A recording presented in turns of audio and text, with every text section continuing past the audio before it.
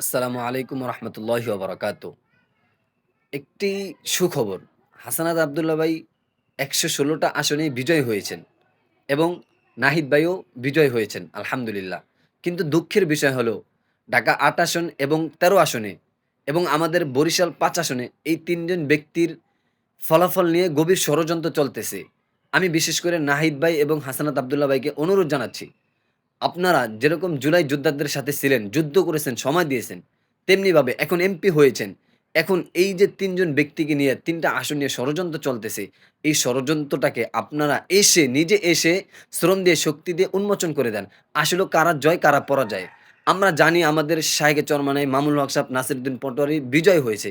কিন্তু তাদের ফল নিয়ে, তাদের রেজাল্ট নিয়ে এখন ষড়যন্ত্র চলতেছে। তাদেরকে পরাজয় করার জন্য বিভিন্নভাবে বিভিন্ন কৌশল অবলম্বন করতেছে। যাই হোক, সকল কিছুকে মানে সবকিছুকে আপনারা পাল্টে দিয়ে আপনারা এসে এই ৩ জন ব্যক্তিকে জয় করেন। তাহলে যদি আপনারা জয় করতে পারেন তাহলে আপনাদেরকে এই জাতি আজীবন মনে রাখবে ইনশাআল্লাহ।